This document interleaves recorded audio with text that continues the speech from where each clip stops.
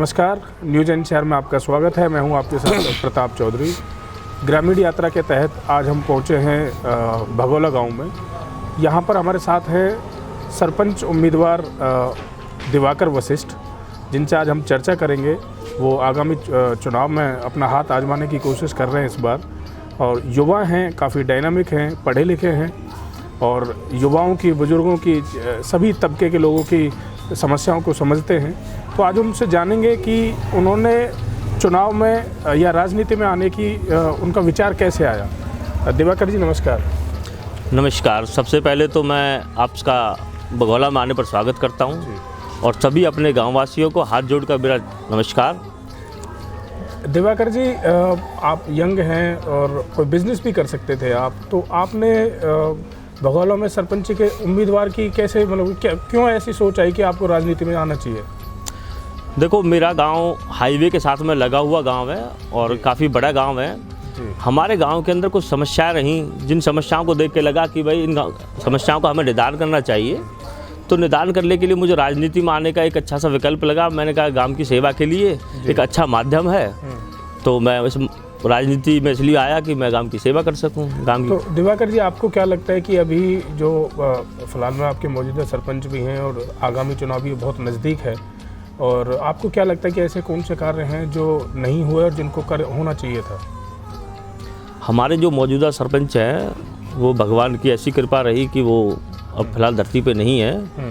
तो वो भी काफ़ी अच्छे सरपंच थे, बहुत अच्छे उन्होंने काम किए। कुछ उनके सपने थे जो थोड़े अधूरे रह गए, उन सपनों को भी साकार करने का हम काम करेंगे। और कुछ हमारी योजना है जो उनको हम करना चाहते हैं, जो कुछ काम नहीं हो पाए हैं उनको भी हम अग्रसर करेंगे। तो अभी कौन कौन से काम हैं ऐसे जो आपको लगता है कि जब अगर आप चुनकर आते हैं, सरपंच चुनकर आते हैं, तो वो सबसे पहले आपका लाइनअप में रहेंगे कि जिनको आपने कराना है?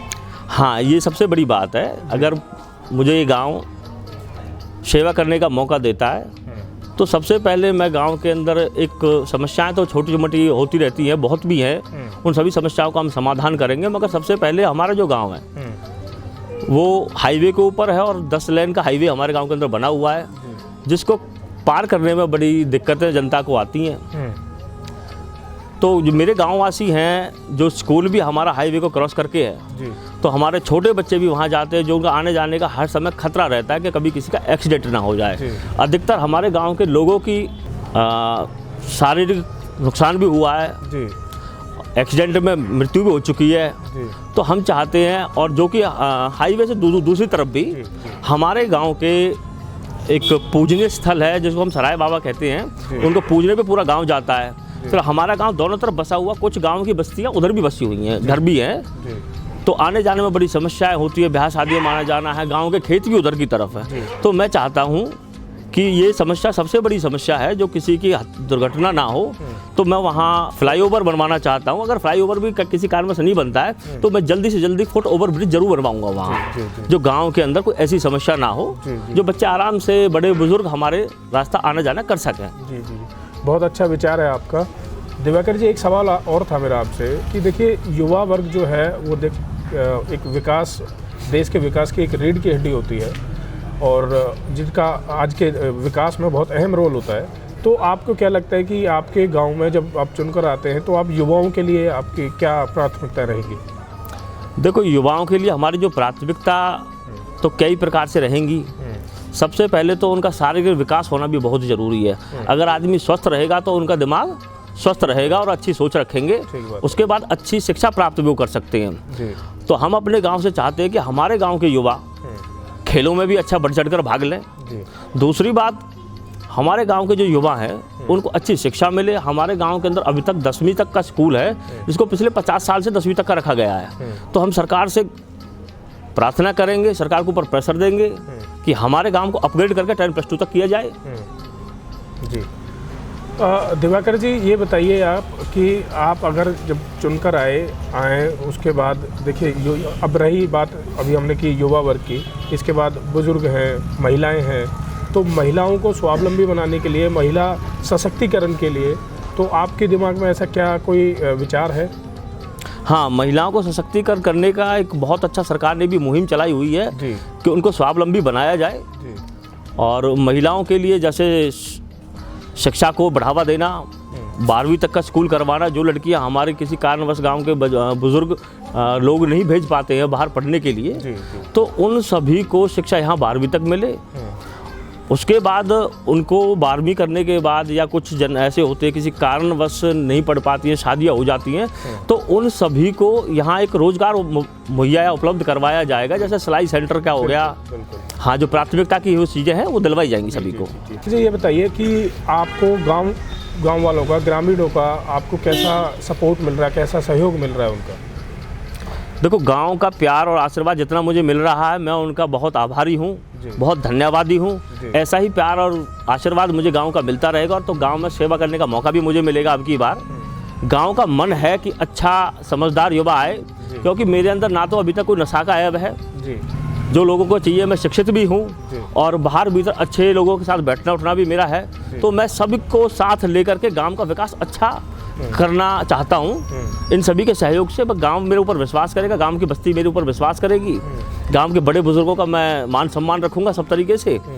ये हमारे सारे तो जैसे देखिए, कुछ मूलभूत समस्याएं होती हैं, कुछ सुविधाएं इंसान चाहता है अपने गांव में, छोटी मोटी चीज़ होती हैं, बिजली, सड़क, पानी, इन सब चीज़ों की, तो उसका अभी किस तरह का है आपके गांव में?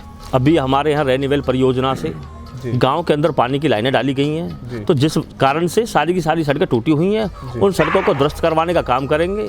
गांव के अंदर पानी, जो गंदे पानी की जो निकासी है, नालियों की जो निकासी है, वो एक बहुत बड़ी समस्या बनी हुई है। उस समस्या का भी निदान करने का हम काम करेंगे। और एक जो बिजली वाली समस्या आपने पूछी, हाँ, ये हमारे गाँव के लिए बहुत बड़ी समस्या है। हमारे गाँव के अंदर पावर हाउस भी हमारे गाँव के अंदर है, और वो ओम प्रकाश चौटाला जी के टाइम में हमारे गांव ने 4 एकड़ बेशकीमती ज़मीन हाईवे के ऊपर वो बिजली बोर्ड को दान करी। उसको दान करने के बाद भी हमें आज तक भी बिजली बोर्ड से पूरी बिजली नहीं मिल पा रही है। 8 से 10 घंटे, 12 घंटे तक हमें मिल पाती है। तो मैं सरकार से गुजारिश करेंगे, सरकार से प्रार्थना करेंगे, हो सके तो सरकार ऊपर दबाव भी बनाएंगे कि हमारे गांव को कम से कम 20 से 22 घंटे की बिजली दी जाए, जिससे हमारे गाँव के बच्चों को पढ़ाई का, बिजली का सारी सुविधा उनको मिल पाए। अच्छा दिवाकर जी, कई सारी बातें हमारे बीच में हुई हैं, तो हमारे चैनल के माध्यम से आप अपने ग्रामीणों को कोई अपील करना चाहेंगे? हाँ, मैं अपने आपके चैनल के माध्यम से अपील करना चाहूँगा कि अब की बार अपने इस भाई को, अपने इस बच्चे को, अपने बेटे को अब की बार सेवा का मौका ज़रूर दें। एक बार मुझे भी आप प्रयोग में लाएं कि मैं आपकी सेवा करना चाहता हूँ और आपके मान सम्मान को मैं बढ़ाना चाहता हूँ। आपके गांव के सम्मान को, आपके गांव के नाम को मैं शीर्ष तक लेके जाऊंगा, ये मेरी प्रार्थना है। तो ये थे हमारे साथ दिवाकर वशिष्ठ जी, जिनसे हमने काफ़ी चर्चाएं की, कई मुद्दों पर उन्होंने अपनी बात रखी, चाहे वो चिकित्सा से रिलेटेड हो, चाहे वो बिजली पानी से संबंधित हो, चाहे वो सड़कों से संबंधित हो, चाहे वो हाईवे पर फुट ओवर ब्रिज से संबंधित हो। तो काफ़ी अच्छे विचार हैं उनके और काफ़ी अच्छा बोलते भी हैं, और हम भी उनको शुभकामनाएँ देते हैं। और उनके ग्रामीणों से हम भी ये प्रार्थना करते हैं कि वो इस बार दिवाकर वशिष्ठ को अपने बीच में चुनकर लाएं, ताकि वो युवा की तरह यंग होने के नाते वो एक अच्छा काम आपके ग्रामीणों के लिए करे। अब इनके साथ साथ ही हम यहाँ पर उनके समर्थक भी मौजूद हैं, उनसे भी हम बात करेंगे, उनसे भी कुछ चर्चा करेंगे। नमस्कार जी। बाबू जी, आपका बच्चा है, आपको जो इलेक्शन में अब की बार चुनाव में खड़े होना चाह रहे हैं, तो आपको क्या लगता है कि युवा है कि वो किस तरह से निभा पाएंगे जिम्मेदारी? नहीं, विचार तो इसके ठीक है जी। अब निभाने तो इसके ऊपर बात है किस प्रकार निभाता है, क्यों कहने करने में बहुत फर्क होता है ना। जी जी, वो से ठीक है। आपका पूर्ण समर्थन है? हाँ, पूरा। जी जी, तन मन धन से पूरा। जी जी। आपके क्या विचार है जी इसमें? बढ़िया, थोड़ा लड़का जी बढ़िया काम करेगा। अच्छा, आप क्या कहेंगे भाई साहब? बहुत अच्छा है जी, वेरी गुड लड़का है। तो आप जैसे युवा साथी हैं, उनके साथ में ही रहते होंगे, तो कैसा ग्रामीणों का समर्थन है? बहुत अच्छा रिजल्ट मिल रहा है उनको, और अब की बार यही है कि भाई साहब हो सकता है कि चुन के ही आए अब की बार सरपंच। जी जी जी। बढ़िया जी, बढ़िया उच्च विचार है बच्चा के, पढ़ा लिखा है, वैसे भी कोई ऐसा ही गांव को चाहिए, युवा बढ़िया। आपके वैसे? पढ़ो लिखो जी, शिक्षित उम्मीदवार है, युवाओं के दिलों की धड़कन है, जीतेगा की बार पक्की है।